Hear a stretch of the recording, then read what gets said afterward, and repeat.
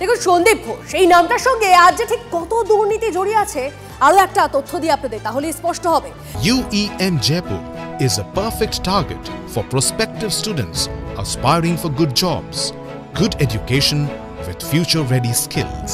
দেখুন টেন্ডারের বিজ্ঞপ্তির আগেই জমা পড়েছিল কোটেশন জমার একদিনের মধ্যেই হাসপাতাল চত্বরে ক্যাফে তৈরির বরাত পান সন্দীপ ঘনিষ্ঠ নিরাপত্তা কর্মী আফসার আলী। কিভাবে টেন্ডার দুর্নীতি করে নিজের লোকেদের বরাত পাইয়ে দিয়েছেন আরজি করের প্রাক্তন অধ্যক্ষ, বিস্ফোরক সেই নথি টিভি9 বাংলার হাতে।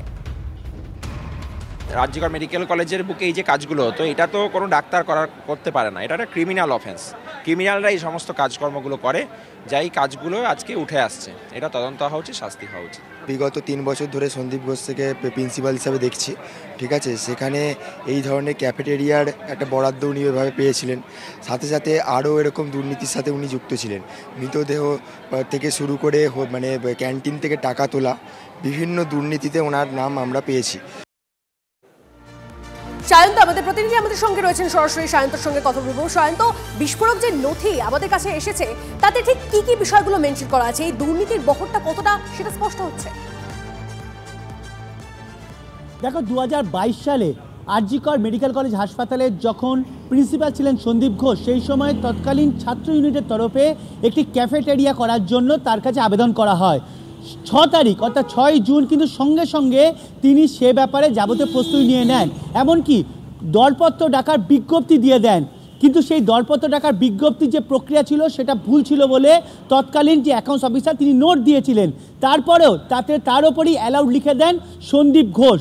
কিন্তু দেখা যায় 6 তারিখ দরপত্র ডাকার তিনি বিজ্ঞপ্তি দিয়েছেন, কিন্তু যে 4টি সংস্থা এই দরপত্রতে আবেদন অর্থাৎ টেন্ডার দিয়েছে বা কোটেশন দিয়ে জমা দিয়েছে, তারা কিন্তু 3, 4, 5 অর্থাৎ 6 তারিখের আগেই জমা দিয়ে দিয়েছে। 6 তারিখের দরপত্র ডাকার বিজ্ঞপ্তি প্রকাশ হলো, অথচ কে তাতে জমা দেবে সেটা 3, 4, 5 অর্থাৎ তার 3 দিন আগেই তার কোটেশন জমা দিয়ে দিল। স্বাভাবিকভাবেই এখানে বোঝা যাচ্ছে পরতে দুর্নীতি হয়েছে। একই সঙ্গে এই 4টে যে সংস্থা কোটেশন জমা দিয়েছিল তার মধ্যে কিন্তু আফসার আলী, সে কিন্তু আচমকাই পেয়ে গেল সেখানে ক্যাফেটেরিয়া তৈরির বরাত, অর্থাৎ গোটা প্রক্রিয়াটা ছিল সম্পূর্ণ আইওয়াস ছিল। এবং এই 1 লক্ষ টাকার বেশি টাকায় যে ক্যাফেটেরিয়া তৈরি হয়েছে, এটা যে আফসার আলীকে আগে থেকেই দেওয়ার ব্যাপারে সম্পূর্ণ প্ল্যান পরিকল্পনা মাফিক ছিল, সেটা কিন্তু এই টেন্ডারের দুর্নীতি থেকে প্রমাণিত। গোটা বিষয়টা পরিকল্পনা মাফিক এবং দুর্নীতির বহরটি কতটা সেটা এখানেই স্পষ্ট হয়ে যাচ্ছে। আপাতত ধন্যবাদ তোমাকে সায়ন্ত।